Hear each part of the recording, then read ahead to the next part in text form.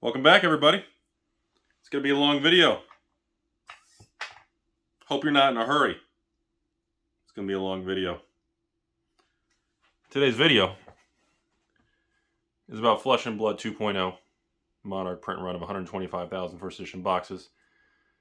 Market's reaction, my reaction, my conversation with the LSS, my conversation with James White, and to let everybody know where things stand. I don't think I've ever received more comments and questions in Patron messages than this video of people asking when this video is coming. So, a lot to go over. Let's start from the beginning, shall we? Now, I'll start in 2019. No, I'm just screwing with you guys. So, there's a lot of talking points to break into here. Been inundated with Flesh and Blood is dead. Flesh and Blood is over. James Light has lost his fucking mind. Channel Fireball can go fuck themselves. And essentially this is like literally the Costa Concordia and the captain's in the bar hitting on the chicks and the ship is tilting sideways and the captain's saying, looks fine to me. I don't see a fucking problem. It's going to be one of those videos, folks. So it's going to be a very long video here. I'm going to break down and go through everything and let everybody know what I see going on my end. And I know this is going to be a very long conversation. So not sure if this type of video is going to get a lot of views. It's going to be very long. Probably one of the longer and or longest videos on this channel. I'm trying to figure out where to start here. Waited about a week here to gather my thoughts since Monarch print run and then the Fab 2.0. I wanted to give it a good 24 hours, let it soak in, try to grasp all my thoughts and bring them to James's attention with a bunch of questions and feedback from other LGSs around the country, other collectors and or investors that said fuck off and we're not coming back. And all right, let's get into it. So I'm trying to figure out, should we start with a Monarch print run or the Fab 2.0? I think we should go further back. We're gonna have to kind of really lay the framework for a video like this to really discuss everything. So let's go into the beginning. We're gonna have to go way back, machine. Told you guys it's gonna be a long video. So first introduced Flesh and Blood in 2018 when James White and the company were reaching out to me, and I didn't respond, and their products and demo stuff sat in my P.O. box and store for a while, and I didn't even look at it until other people told me, Rudy, look at the damn packages, and I started exploring what this game was. From the very beginning, the original first two sets, known as WTR and ARC, were printed around 16,000, 17,000 boxes each. Third set, Crew, doubled from around that to about, the 37,000 booster boxes. And then the consensus was that Monarch would be doubled again to around the 75,000 booster boxes, which possibly up to around 100. Market consensus was over-under. If it was over 100,000, people were going to say, this game is dead, overprinted, greed monster. I knew it was a pump and dump, etc., etc. F this, F you, F everybody. If it was under that, I knew there was a potential that prices could start reinflating. When I first got the number, I wasn't surprised. But I was curious to see the market's reaction. And to my surprise, on the watching the price of Monarch and sold listings and new inventory being brought to market using eBay and TCG Player, prices didn't drop. Actually, prices actually rose almost 10% from about 159 ship to about 169, 170 ship. Maybe about 8% price increase. Very little, very, very, very little activity though. Very thinly traded, as they say. Almost no actual transaction. Not like anybody saw the numbers and ran out and bought or sold. Literally, people saw the numbers and went, all right, good stuff. And nothing happened. It was one of those great big events everybody waited for. It came out and nothing happened. The original, according to James, a lot of this discussion I'm going to have and comments regarding James's response, I got his permission to discuss publicly with everybody else. So according to James, the original intention of the first edition versus Unlimited was and would work under a normal market conditions, where the game came out, which it did, released a second set, Arcane, which it did, released a third set, raised the print run, was successful, it did. That business model was not designed and or cannot operate outside of a certain range. If you're a financial person, you're watching this video, you understand that if you're a financial analyst, your job in the risk management division of any real company would be to forecast events and swings in market and what kind of profits or losses and catastrophic events that could mean for your firm that you're working for. When James and the company, I believe, developed this system, it was based under the premises that Flesh and Blood would come out and grow at a constant rate into 2022 where we are. Well, that fucking didn't happen. And it was by far the opposite and farthest from any form of forecasting, projections, and design of the game. This is the moment I'm going to say the most important piece of information in Fab 2.0 that was released was James White acknowledging that first edition is fucked. It's not working. It's fucked up. It doesn't work. That was the most important piece of information, in my personal opinion, in Fab 2.0. Was his actual acknowledgement that first edition is no longer special and doesn't fucking mean anything. That was probably an extraordinarily important moment in the history of this CCG. He acknowledged it, and honestly, I told him, and I'll tell anybody, that Fab 2.0 press release that he put on the website was the most well-written, best communication that the company has ever given the public in the 3 years of being a company producing products for the consumer. That was the best, and probably the first time good communication was given to the public, where people walked away actually understanding what was going on. James, do more of that. That's what I'm getting at. It was really well done. Everybody's happy with the communication. Communication is key. On Wall Street, if there's no communication, people make up their own ideas, and fear and panic just take over because nobody's doing anything to, introduce facts into the market. Okay, moving on. Now, with the exponential parabolic growth that we experienced during Crucible into the printing of Monarch, the Monarch print run was raised to 125,000 boxes, also known as about 3.5 times, 3.5x the previous. So 35,000, let's say, to 70 to 105 to maybe another half. So over 3 times, essentially, depending on what metric or how you want to calculate it. But it was raised substantially, the biggest increase ever. Now, the price of Monarch boxes had hit an all-time high on the open market about a week before May 1st, 2021, of around, I think it was just under $700 a box, with the Mon to 1K swinging around the market and everybody believing these are going to be $1,000 a piece. Simply put, because everybody wanted the special first edition booster boxes. Lo and behold, what nobody understood was that Monarch first edition boxes were not special. They were not unique, beautiful snowflakes. They were overprinted into the sense of, we'll get into that. And essentially, we were all walked into one of the largest bear traps of modern CCG history. I've been on YouTube for almost 6.9 years. And I've run probably over 1,000 sales to patrons in over 6 years. Maybe not 1,000, maybe like 500 to 600 or something. And I can tell you all for a very solid fact, the Monarch first edition sale is the largest price swinging, like 80%, well, maybe not 80, like 70% decline in value of any product I've ever sold to the patrons. And yeah, I still think about it. It's in the back of my mind. It haunts me. Rudy has a conscience? That asshole. Yeah. So your mom said the same thing the other night. And here's the thing. I don't want to say it was a rug pull, because it was a rug pull, but it wasn't a rug pull, but it kind of was a fucking rug pull. So here's the thing. When that box price of Monarch first edition hit about $700 a box, I calculated when I was getting my bundles and product from LSS, and I was building them, I said, okay, at $700 a box, 2 boxes would be $1,400. Based on previous promos and exclusive playmats, $200-$300 worth of specialty fun things. That's $714 plus $200-$300. Let's say $200. That's $1,600. So I thought at the time, giving the patrons $1,600 worth of product for $9.99 was an extremely good market entry point, and the patrons agreed. I essentially sold like 98%. A couple payments declined, a couple returns. I essentially sold my entire allocation and position with no problems at all. There was no major issues, very little problems, everything. So that told me the patrons in the market accepted the price point, accepted the product, and there wasn't anything really dramatic. There was no real rejection. Many patrons flipped the product, made $200, $300, $400, $500 profit. Many patrons waited, flipped it and broke even as the ship started to go down.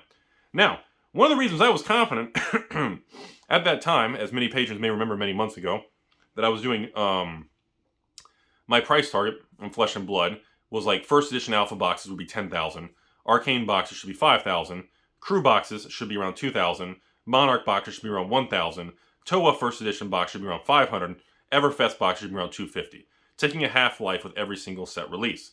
That was kind of my concept that I believed in for a very long time. Now, my data backing up that these special first editions of Flesh and Blood would maintain their value and truly be a special thing was based on, I received essentially just over double, like 2.1 times Monarch compared to Crucible of War first edition product. Therefore, I deducted in my own fancy Timmy brain that the print run was just over double from 37,000 to 72,000, a little extra, 75 to 80,000. So my whisper number was 80,000. On the videos talking about leading up to it, I thought it could be as low as 75, as high as 100. Anything above that, we're going to start getting into really shaky shit. Now this is where the video is going to get pretty deep. I know we're farther in, so most of the people who hate me are already gone. And I appreciate the hatred. It helps me fund a lot of financial success. So good. Thank you to all the people who do that. This is where things get pretty dark. Now, I don't think the actual problem is 125,000 Monarch print run boxes anymore. I thought about it. I thought about it for days and days and days. And yeah, when I first heard the number, I was upset. I was pissed. We got some nice, beautiful Monarch over here. I was upset. No, I'm kidding. I'm kidding. This is just some unlimited edition. You can see unlimited. So, I was very confused. I was getting bombarded with probably 200-300 patron messages, emails, friends, local, saying, Rudy, James White doesn't give a fuck anymore. He's cashing out. He's run the ship to the ground and middle fingered everybody, and you're going to go down in flames with him. And that hurt. That hurt because the reason it hurt is because I believed everybody. And these messages started to come in. I believe that this is something I try to explain to everybody on why I don't work with a lot of card games and startups. I do a few that I truly believe in or I think there's a higher probability of success. It's because if the card game fails, it's going to pull me down with it. So I have to be very cautious. And I take it very personally when I see things that are looking bad. Because if Flesh and Blood fails and James White crashes the Coast of Concordia, I will be very honest with you. It will do irreparable, non-reversible damage to me, the brand, and this channel. I will never be able to shake that image. And I knew that from the very beginning, hence why I had to truly believe in the guy to do that. Because something of this nature, now that it's gotten this big, if it fails, you don't get past that. You know what I'm saying? So, it turned out so many stores in the United States didn't get a single fucking box of Monarch First Edition. So many. And of course, at the time, people would attack me saying, well, Rudy has them all. Blah, blah, blah. And it turned out that distribution was more corrupt than we had all imagined. And it turns out that some of the partners with Legend Story Studios, Flesh and Blood, I'm not gonna go into any specifics and I'm not gonna say fuck Channel Fireball, fuck Card Shop Dead. I'm sorry, Card Shop Alive. They can fucking burn. They get what they fucking deserve. Go fuck yourself. Fuck you, Channel Fireball. I'm not gonna say that. Although you can probably clip out of context. That's up to you. I'm not gonna go into that. But it is widely accepted that Channel Fireball has done irreparable, massive damage to distribution, Monarch, in the game. It is what it is. Come at me, bro. And the amount of screw-ups, mistakes, Tales of Aria First Edition, thousands being unloaded on eBay, people buying below map, not giving it just... And then these strange things they're doing with EVERFEST, and I don't know what happened. I don't know what's going on with them. I don't want to make the video about them. I don't know what's going on with that company. It feels like, to me, like a fucking goldfish is running Channel Snowball. and the goldfish has no fins, then every time he falls to the bottom and hits the rocks, he just starts unloading pallets of flesh and blood that he has unlimited supply of. Then the goldfish freaks out, flops around, stirs up the water, and just bumps into things, and then eventually realizes it doesn't have any fins and sinks again. That's how I feel what's going on. So, I don't really know what's going on. I don't know what the deal is with Channel Fireball. I don't know the details of why they're doing what they are. I don't know if anyone's even running the ship. That could be a ghost ship. You know, I don't think they know. And I don't know what the deal is with that, so I can't sit here and bullet point and tell you what they did wrong or what, you know, Snow City Games or who, because I don't know. But the amount of people and the actions that they've shown is very suspicious and very bizarre. So I don't know how deep the damage and what really went on behind closed doors. That's private between James and them, and, you know, Metazoo and them, Flesh and Blood and them, distributors and them, Magic and them. I don't know the private conversations. It's private. I don't have access to that. And honestly, I wouldn't want them to tell me anyways because it would just irritate me. But I can tell you, it caused a lot of damage. And it's also become factual from multiple sources, and apparently even a couple employees that work at Channel Fireball who sent me messages that claim they're employees and they've seen things, which I'm not going to throw under the bus. But apparently, yeah, they get so much fucking product, they have the ability to cause damage to things. I mean, product that, I know people say, Rudy, yeah, pot calling the kettle black, look how much product you get. Yeah, well, your mom needs a lot of product. So, moving on to the next thing. Based on the assumption that Monarch and how I thought the print run would be, based on the supply I was increased, that is how I deducted the numbers. I never in a million years thought it would go the other way around. Otherwise, I would not have taken a net and put it on the Monarch First Edition market floor at $200 a box and bought over 1,000 fucking boxes of Monarch First Edition at $200 a box. If I knew, if I had the information, or the print run information, or what all these other people were doing that they weren't supposed to be doing, I mean, you know, maybe I should have been in the asshole. Maybe I was the asshole for selling it when I thought it was $1,600 and I sold it $9.99. Or maybe I was the asshole and I should have been like the other big boys and just told all the patrons, oh, no, sorry, no Monarch, just didn't get any. No, I'm sorry. 9 o'clock, all right, 5 boxes sold, 901 sold out. I don't have any. I just don't have it. Maybe I should have just lied and kept all the product. And then gone on eBay, literally the next day, and put it for $700 a box. I mean, I was under the impression that the objective of a partner in being entrusted with a lot of product was to Spider-Man, great power, great responsibility, is to bring the product to market. Now, we can argue over price all you want, but I felt I did what was supposed to be done. I don't have regrets of it, because based on the data I had, I feel I did the right thing. And I stand by that. And I'm not apologizing for that. I'm not changing that. That's the data. That's how it was. Now, I feel bad that the whole market collapsed on itself because all the information I had turned out to be wrong. Now, because of that, I'm going to be dealing with something else in another video. But I pulled a list of all the original patrons who bought Monarch First Edition for $9.99, the bundles, the multiple boxes, the promos and everything. And I am going to be offering, well, the patrons that are left who bought it, I haven't ran it against how many active accounts. I'm sure it's probably half. But I'm going to offer them literally an absolutely, a very special thing. And I'm going to get into that in another video. But we want to stay focused on the more important thing. So, that's the story of Monarch First Edition. So in conclusion, at first I was very jolted by the high print run. And it really wasn't the fact that Monarch First Edition was $125,000. That didn't bother me as much as 2 seconds later, my brain jumped and went to Tales of Aria going, holy shit, that's going to be $150, $175. Holy shit, EVERFEST is going to be 2 to 250,000 boxes. That's what caused me to be concerned. Now, back to the original thing. First Edition versus Unlimited. It did work. It did work at the beginning.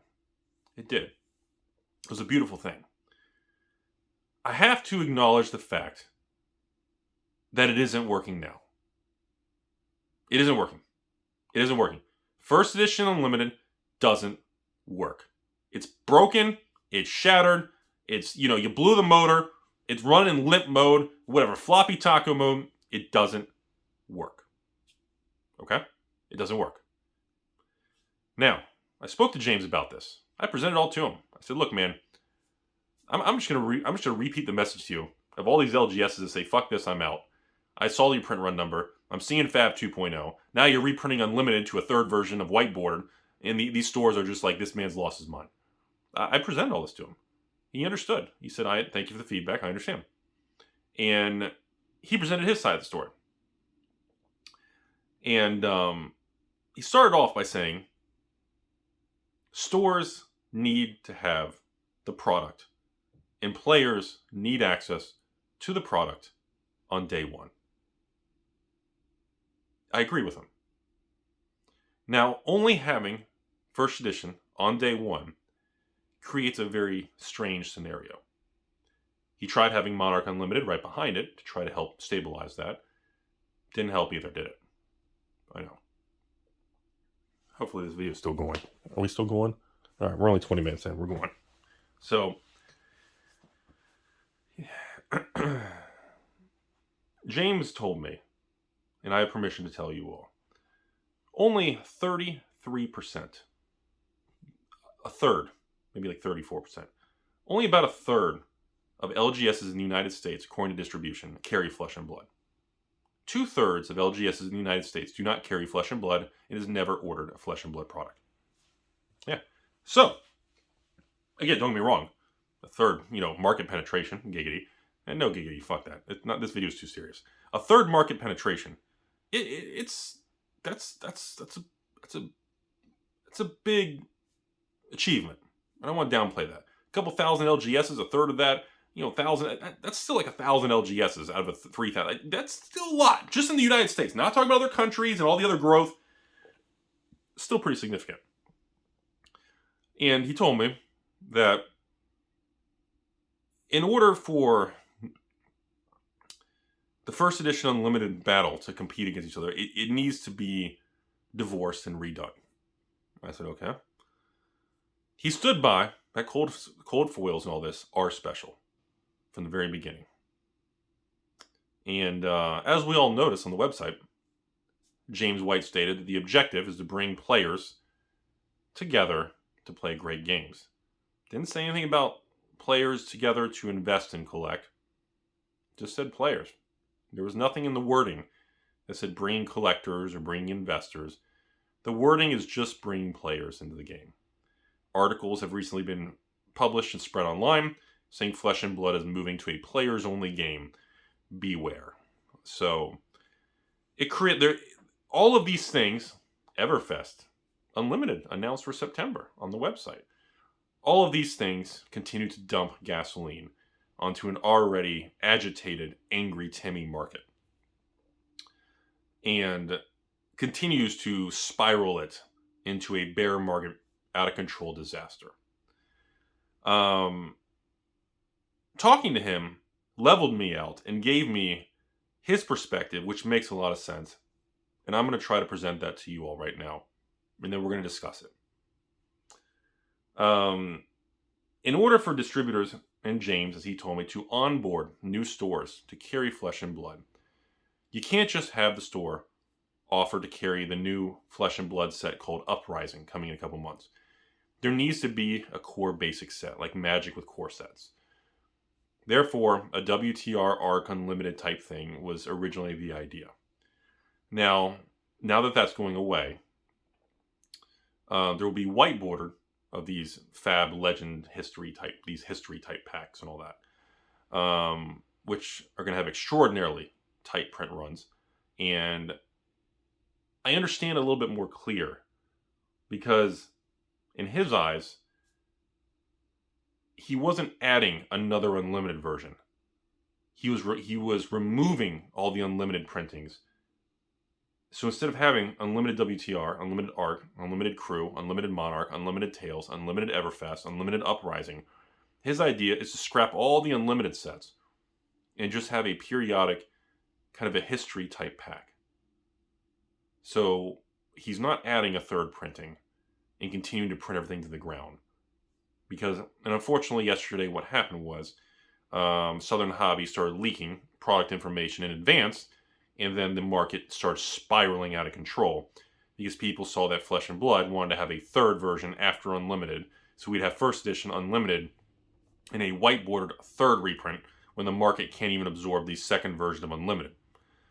Essentially, that made things went from bad to worse. So he said something very interesting to me. And he said to me, Rudy, you notice how Wizards and Magic, every time they reprint a card, they try to make it flashier, better, more unique, and more abrasive, special to the eyes, more distinctive looking. I said, yeah, they always do that. They make it flashier, the Flash era.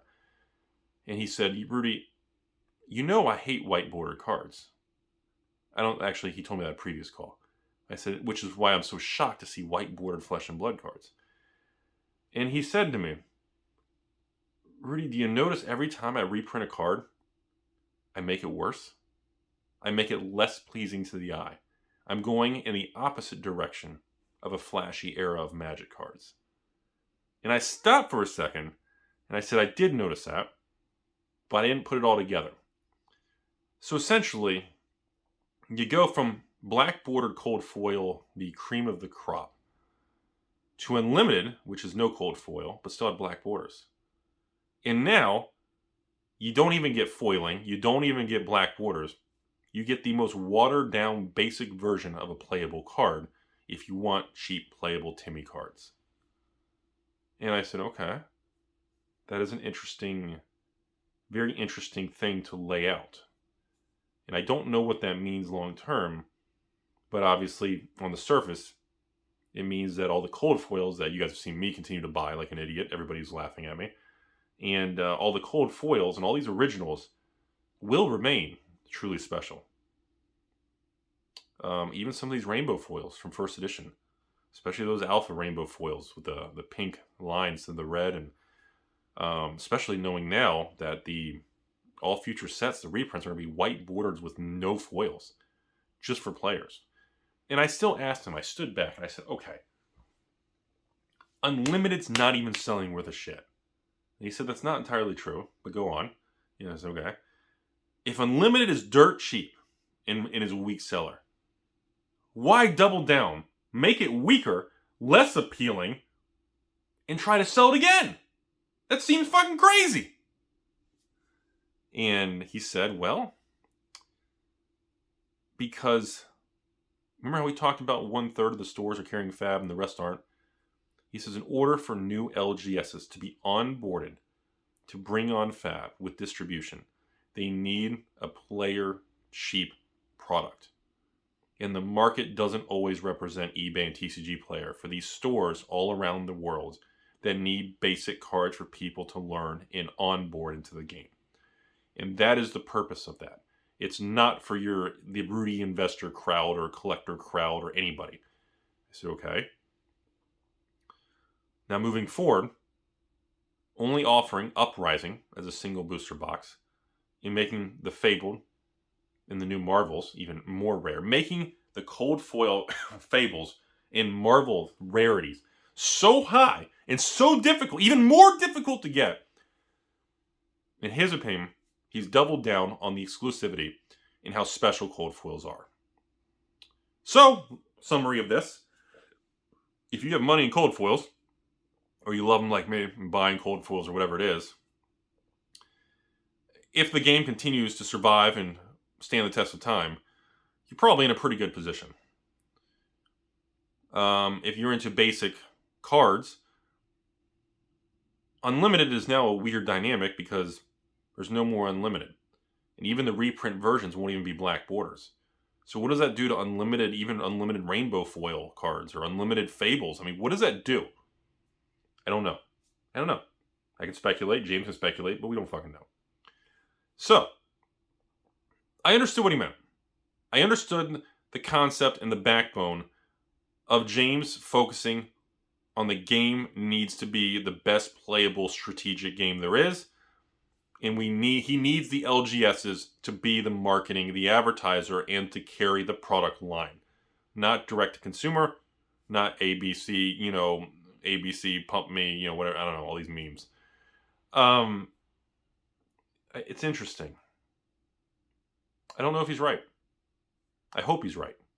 For the game's sake, for my sake, and putting my face in this game, and I hope he's right. It's funny because I didn't want to talk to him last night, and I wanted to delay it a week to let all this absorb in for all the emotions. And James insisted, no, we're having a call. And I wanted to wait to let all this stuff absorb because it's just so much to take in. I haven't even gotten to some of the other things. I know this video is long, but there's some other things I haven't even gotten to yet. From the current standpoint, I stand by. Most collectors and investors said, fuck you, I'm out. Therefore, as with most products, I know except Kamigawa or Pokemon or Metazoo or whatever, but regular products, I don't believe any flesh and blood product is a quick flip, easy tendies anymore. And we've been talking about that across the board. And as James says, so what? It's okay to bash me if a product's sitting at $80 mat pricing, but Wizards can have 3 sets from 2021 all go to shit being clearanced on Papa Bezos's, Amazon penis rocket website, and it's his fault, and why doesn't he get the same treatment? And I said, well, that's an interesting point. I said, well, honestly, James, because you're new. Your game is newer, and you don't have the 20, 30, 40-year track record behind you, so people are going to judge you harder. Wizards has proven that even when they screw up and fall apart and Magic is dying, they've proven that they can stand the test of time. So when they have a bad product or they screw up, people say, here's more money, punch in the face, Chuck Norris, and move on. Flesh and Blood doesn't have the 20, 30 years under the belt to do that, so I think that is, in my personal opinion, one of the biggest differences right now. So moving forward, I don't know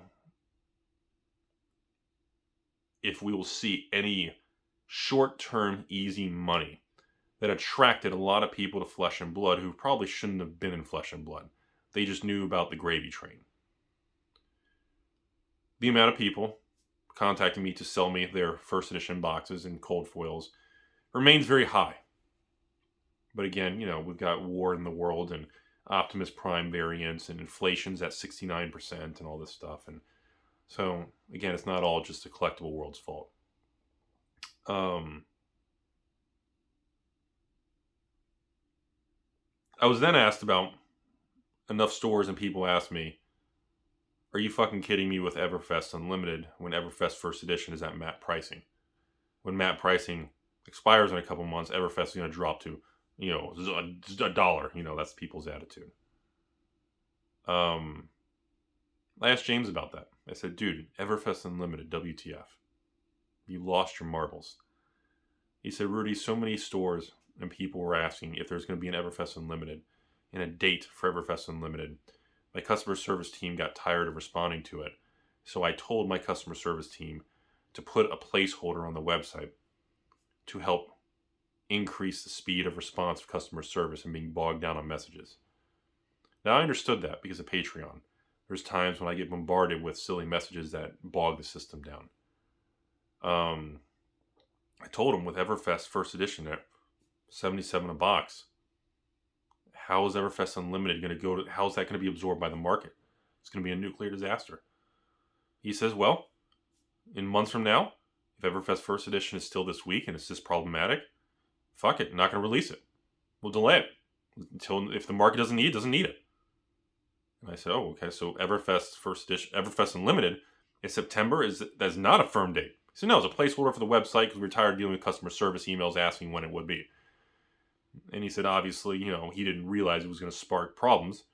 And obviously he knows now. And I said, yeah, and I told James, I said, dude, you sparked some serious fear and bear market of people just double. Think about it. I said, James, think about this. Is the video still going? I was like, holy crap. Okay. Every time I get up, I look at a piece of Monarch. I told James, I said, look at this, okay? Look. So First Editions feels overprinted. first edition EverFest is at 77. With Card Shop Dead doing gift cards and circumvention of the rules. Then you got EverFest Unlimited, and people are going, I'm going to have to sell it for $39, $49.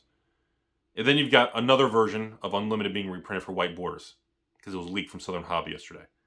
I was like, if you were the market, how would you feel? And, yeah. I don't want to say a series of unfortunate events or timing, but yesterday and the day before was a very special time. Oh, you like that nervous laugh? Everything's fine. So EverFest Unlimited doesn't have a set release date.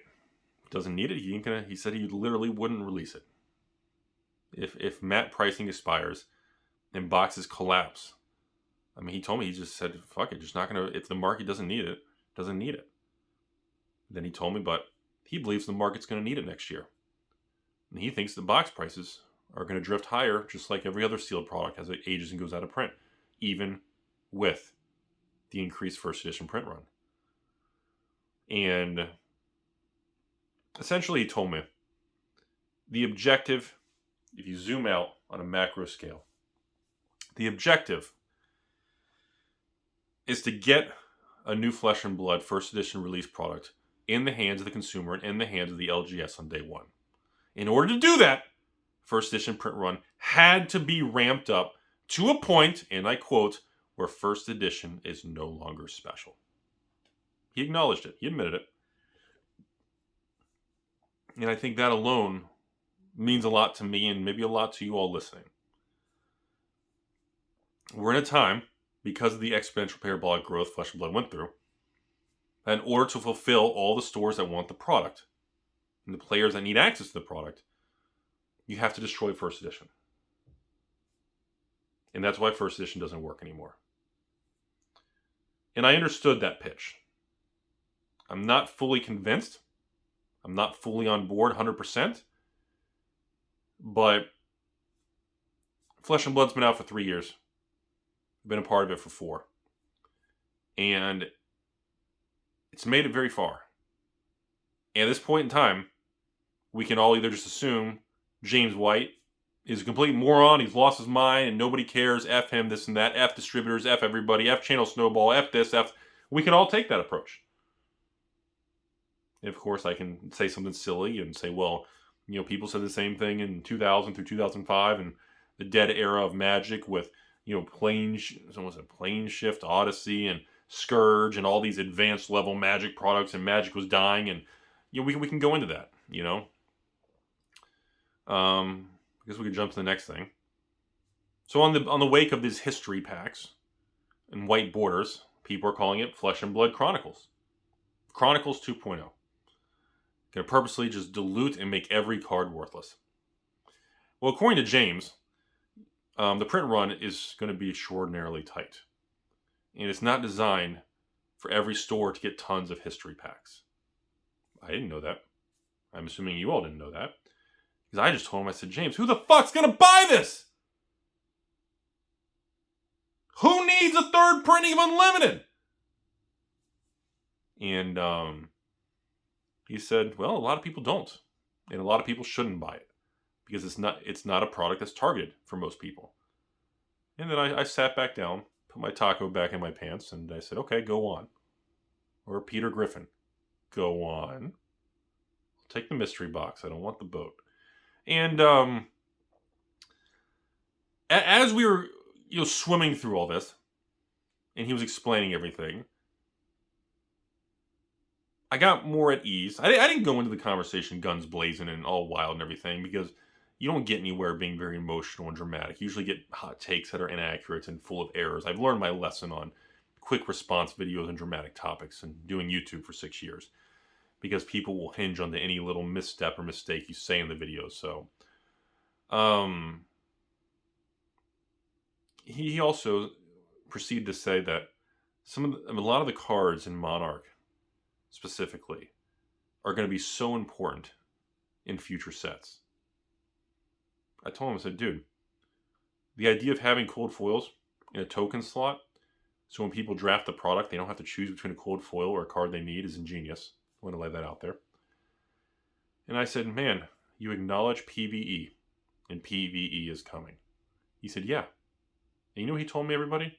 He said, and I quote, he said, it's going to be fucking beautiful. And I told him, I said, the idea of sitting around with a couple of friends and playing strip PvE, no, I'm kidding, sitting around with a couple people and playing player versus an enemy or player versus environment, or being against a monster and then beating it and going to maybe I gave him the example, in Magic, Adventures Forgotten Realm. I know.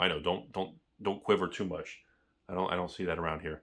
In Adventures Forgotten Realm, they have those Enter the Dungeon cards, and every time you trigger it with another card, you move one room in the dungeon.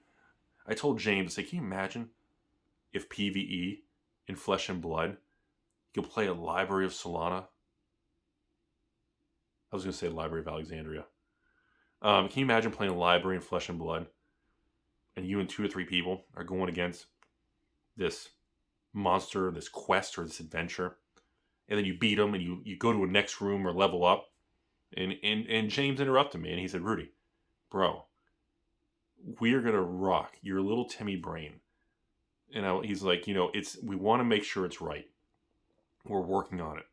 And he specifically said to me, we want to make the PvE to the point where it's almost like a Dungeons and Dragons.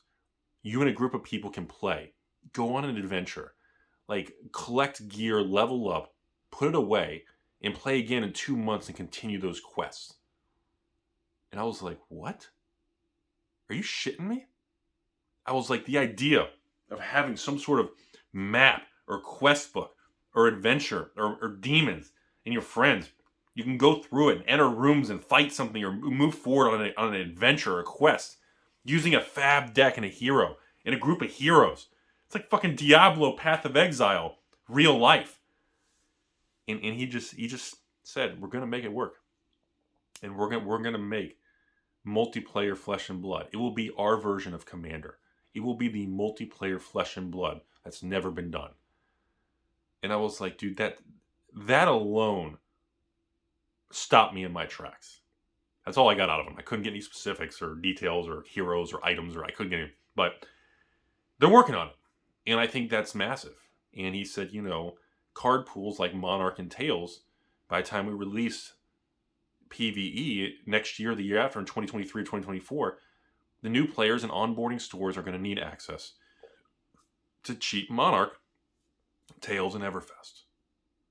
And EVERFEST Unlimited in the future can fill that void, and history packs can fill that void for bringing on new stores in the future.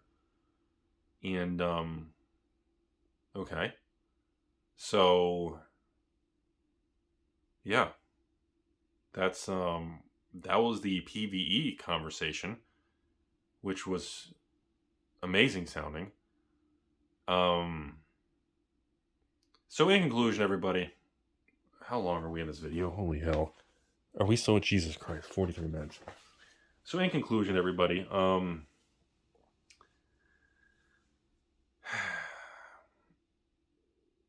think a lot of people are going to quit Flesh and Blood over the changes. A lot of people have lost all the faith in the game, and I do think many stores are going to drop the product. There is going to be a downtick, which there's already been. A lot of people have lost a lot of confidence.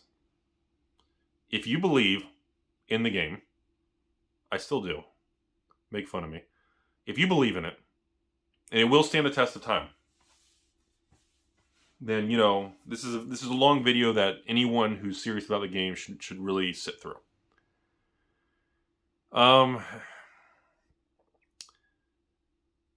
There's going to be a lot of rejection to Fab 2.0. There's going to be a lot of people that just are just out. They're Mark Cuban Shark Tank. I'm out. And we're going to continue to see that. Now, of course, the continuing negativity and lack of, no one plays this game, rah, rah, rah, from the very beginning is what kind of led to the success of this, one of many variables. I told James, I said, look, I want you to be right. I hope you're right. I hope you prove me wrong. I hope all these messages and people that I'm giving you their voice through this conversation, I hope that you prove them all wrong. I'm pulling for you. And I told him there's going to be a lot of people that just are simply don't believe you. That they think you've lost all credibility, they've lost your mind, and that's where it's at. In my personal opinion now, everybody, I guess we can start ending this video. I didn't realize this news is going to be long, but wow. In my personal opinion, I think we're in for any form of substantial transition or change in a product is going to have a very shaky, scary road. And we are in a transitionary period with Flesh and Blood because it is no longer a small game with a little bit of stores. When he makes comments to me about, Europe is growing faster than the US, it could overtake the US in player base and the LGSs. My brain goes, what? My United States Timmy brain is like, how can another country be bigger and better than the US? US, there's a lot of things that we all don't have information. We don't have the data on. And, I get the concept of why he had to increase print runs to get the product. I understand that Monarch is going to go down in history as a tainted product. It was very successful. I mean, it is what it is. 125,000 first edition boxes. The price is flat now. It stopped going down. It's actually upticked. If LSS is able to make this work and Fab 2.0 marches into the future using the Magic the Gathering business model of, releasing one version of the new set called Uprising. It comes out, release, probably another wave or something eventually, if needed, kind of the Magic approach. If he doesn't need it, he'll cut it off. Making rainbow foils and cold foils mix in a box seems interesting. We'll see how it goes. Making cold foils like Fabled and Marvels and really high up stuff really tough to get, even more difficult. Well, that's gonna leave chase cards. That's essentially, a Marvel rarity, which is above Legendary and above Fabled, is essentially a lottery card. It's no different than truly rare. That's identical to Kamigawa Neon Ink lottery cards. Maybe that's where he got the rarity idea. I don't know. Maybe that's where he got some of his creative juices and thinking from. I'm not sure. But that seems to be where it's at, folks. It's a lot to take in. I'm still kind of digesting a lot of this stuff. The game is good. The game itself is still one of the best balanced, engineered new products I've seen in my lifetime. I've seen a lot of card games. I get pitched a lot of new games.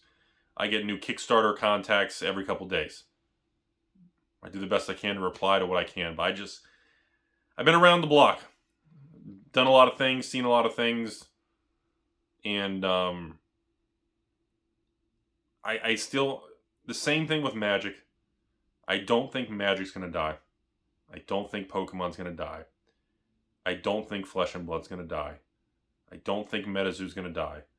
Hell, I don't think Force of Will's going to die. I don't think Weiss is going anywhere. I don't think Yu-Gi-Oh! Is going anywhere. And honestly, Final Fantasy's probably, CCG's probably not going anywhere. Card Fight Vanguard, not going anywhere.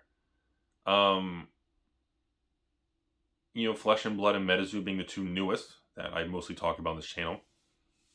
They just don't have the years under their belt that the other guys have.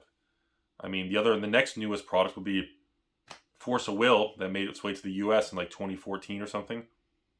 Force of Will, I still carry that, and that product's, holy crap, 7 years old in the US? Weiss is 10 years old. Yu-Gi-Oh! Magic and Pokemon, geez, those things are older than hell. So, it's going to be a lot of emotions. It's going to be a lot of anger, a lot of people that's lost all hope and faith in. They are never going to come back to Flesh and Blood after the Monarch print runs. And the Fab 2.0 updates. There's going to be a lot of that. It's going to happen. I wouldn't be surprised to see a short-term downtick in player base and LGSs that carry the next product. Wouldn't be surprised. Do I think it's temporary? I do. I think right now, including myself,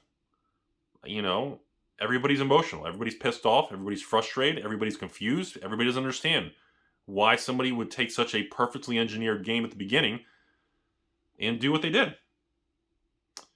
Do I agree with the first edition, Unlimited Edition removal?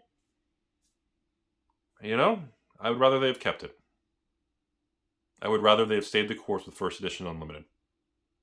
The only difference is,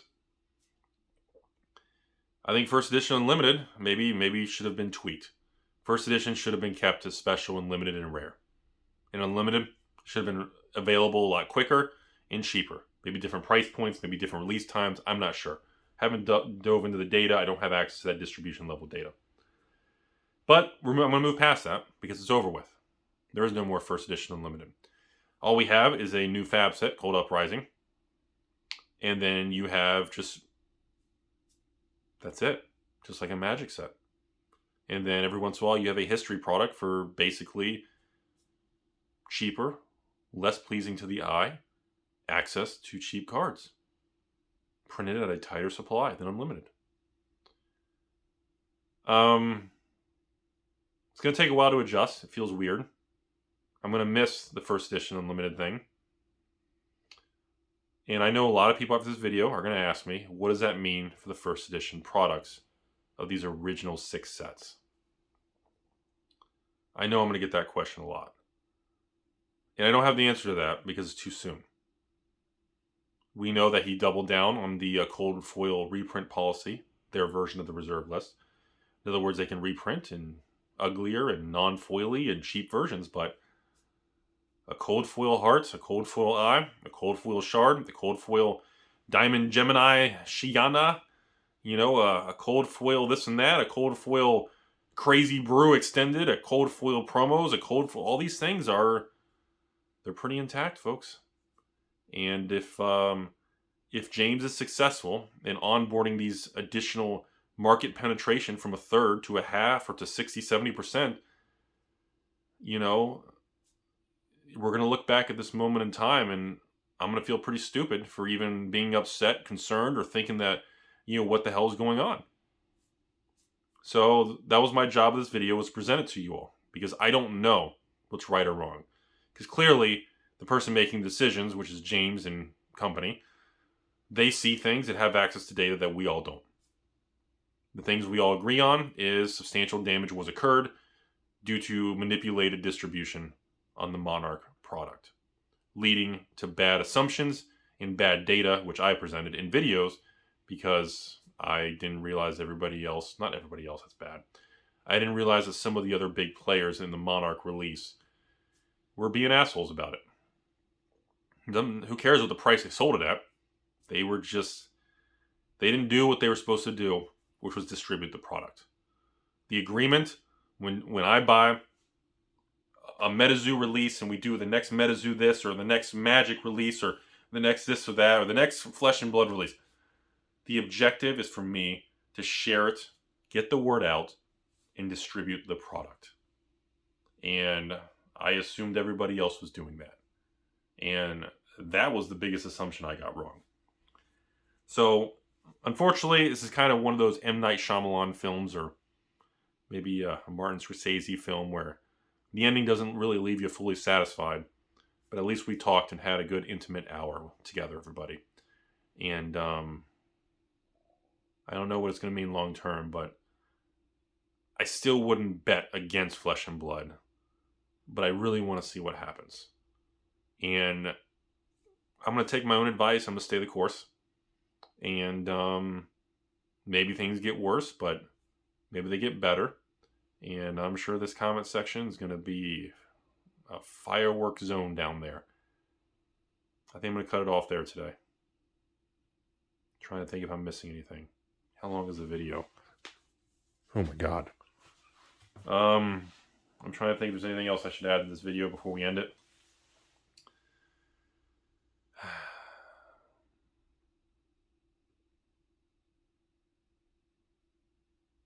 I think, you know, when Commander happened with Magic, I feel like that was the next coming of Magic. That's what really brought Magic back from its darker, weaker periods. And if James pulls off this PvE multiplayer format, that's something that I don't think anyone's really been able to calculate. You know, everybody, we're all so focused on why the idiot of this company is making first edition overprint where it's worthless, and then making unlimited where nobody wants it, and now making a third version that nobody really wants. Everybody's so focused on just the surface level of that. Like, I'm looking in the other direction, I'm going, so, okay, print runs are tightened with a regular version like Magic. There's no unlimited. History packs are very tightly controlled, mostly for to bring on new stores and to people who just need it, not to be pushed all around the country to everybody. It's just not that kind of product, which was interesting. And then what if a multiplayer format comes along and becomes better than playing standard in Magic? That's what happened with Commander and EDH. I mean, it's like the library in a cold foil library that essentially doesn't make sense to play normally, but in multiplayer, holy crap.